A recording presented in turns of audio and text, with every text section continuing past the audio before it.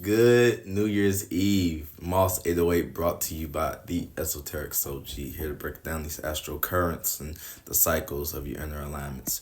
So we're starting with, the moon transit in Virgo. So now we are reacting and responding to our emotions, our emotional attachments, or disattachments, because the opposite of this is Pisces, the illusion.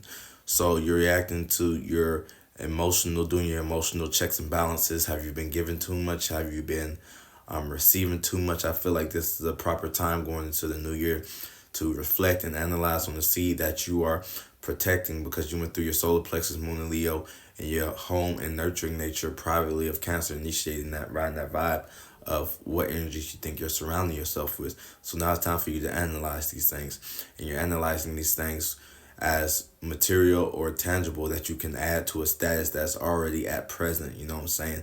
The foundation is laid, and it's something concrete and monumental about that when you're standing on that and someone else is standing on that, they have no choice but to, give it a title or a status so it can match the as above so below energy, or even just put you in a box as far as doing that within themselves. But it's up to you to know the confines and the details of that box by presenting the details for what you're going to be known for. Now, with the moon, is going to be making a T square to Pisces and Sagittarius. So with, Mercury retrograde in Sagittarius, you can see how Mercury is going to be looking at the moon. It's going to be saying, hey, you're doing like, you're using your emotions to analyze, whereas I am trying to communicate and think about this picture that I'm seeing before me, but the information is like a lag. It's like a disconnect. It might be a Wi-Fi server not connecting. So you're learning how you're analyzing with your emotions, but how that is separate from, your way of logically thinking and mapping out these things. You're mapping it out literally. You're imagining the resources and things from your experiences, from your wisdoms, but time changes, and those are the fine details of time that are going to be, we're going to be learning from, as far as with our passions. And Mars being there with the bigger picture, you might be going for, the vision of something, or teaching and relaying. Mercury, you putting in that groundwork because you really don't know, because it's still in retrograde after we just came out of that energy. So now you're teaching, and you might be reteaching the same lessons, because previous times or, situations, the vast majority, the collective, wasn't receiving it. Neptune and Pisces or Saturn, they might have been internalizing it into their own delusion and seeing it like as something they should ground, or get a stronger sense of borders and boundaries around themselves. And now with the moon, we're going to be doing that with our emotions. So you can be worried about, small stuff that you might have overlooked, or you can take that energy and transmute that, utilizing, this sextile, or this trine with Jupiter and Uranus and Taurus, going stationing direct, is slow moving with your experiences, slow moving with your character that you revolted against previous forms of stability.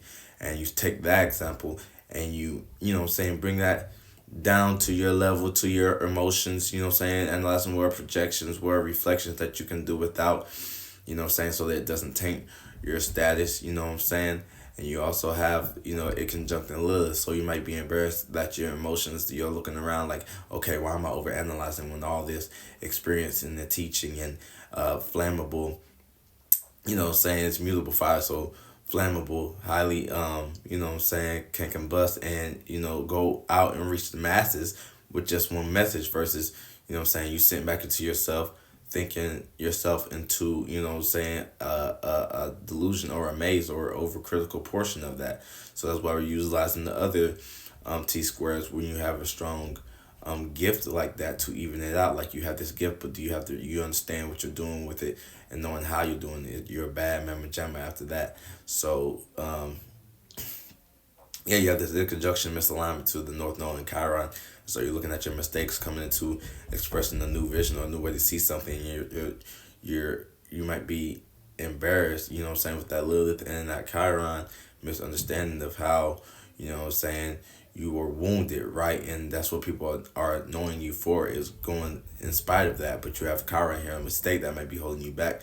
you know what I'm saying? But an individual from Aries doesn't like to be held back, so it's going to put you in competitive mode. And then you might be competing with who can be the harshest on themselves and see reality more thorough, like when all this square energy as far as your passions and as far as your home delusions in the collective, you know what I'm saying? So be mindful of that. But yeah, we're directly responding to analyzing our status, you know what I'm saying? Adding the details, seeing the details in our status and picking these things out from what you were expressing when your emotions hit your solar plexus and it bled out until you sleep. And people saw that from you. And so now you can analyze how they are judging, and you can see from that, from the collective, how people are judging with their emotions. But yeah, how emotions shift though.